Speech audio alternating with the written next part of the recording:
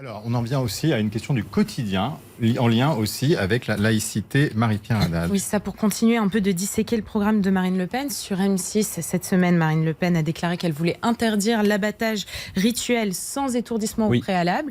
Les internautes, eux, ont compris que concrètement, dans leur vie quotidienne, ça signifierait qu'il n'y aurait plus de viande halal ou cachère, parce que c'est la méthode qui est utilisée. Et donc, est-ce que vous confirmez plus de halal, plus de cachère si Marine Le Pen est élue présidente? Oui, au nom de la dignité animale, nous souhaitons imposer l'étourdissement préalable avant l'abattage. C'est vrai avec l'abattage qui sera fait sur le territoire national, mais c'est aussi vrai avec des produits qui pourraient être importés. C'est ce qu'ont fait un certain nombre d'autres pays, notamment la Belgique, me semble-t-il. De viande cachère ou de viande halal dans les pas de viande, encore une fois, au nom de la dignité animale, pas de viande dont l'animal aurait été abattu sans étourdissement préalable. Aux règles de laïcité, de pouvoir exercer de fait sa religion dans le privé, en pouvant avoir accès notamment à une nourriture qu'on juge adéquate et idoine en fonction de sa religion. Est-ce que là, vous n'êtes pas en train d'entraver non, parce que la liberté cela de se chacun fait au nom de la dignité animale, en réalité.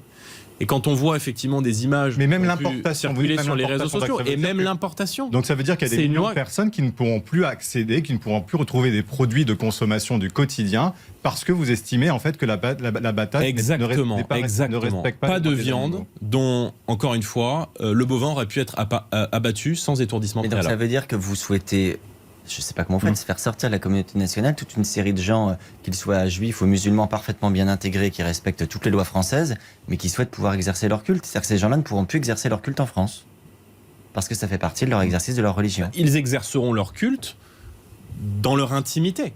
Mais vous savez, Victor Hugo disait l'église chez elle, l'État chez lui. Or, je pense aujourd'hui, s'agissant notamment de l'islamisme, et encore une fois, je ne confonds pas des millions de Français de confession musulmane qui respectent nos lois, qui respectent nos valeurs et qui se sentent parfaitement assimilés à la nation française.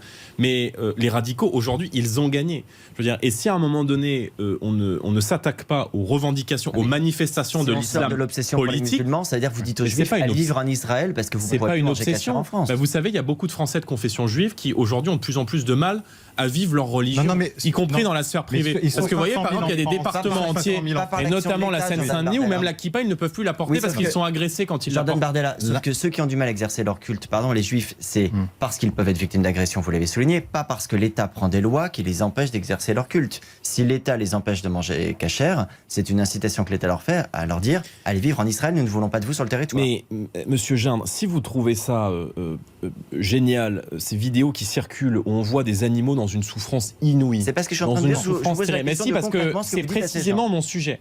Vous essayez de m'emmener sur le sujet de la laïcité. On peut prendre ce sujet aussi sur l'angle de la laïcité. Mais si vous voulez, à l'origine, il y a les animaux, il y a les personnes. Moi, l'abattage rituel, l'abattage en détention me choque. Voilà, les images que nous avons tous vues circuler sur les réseaux sociaux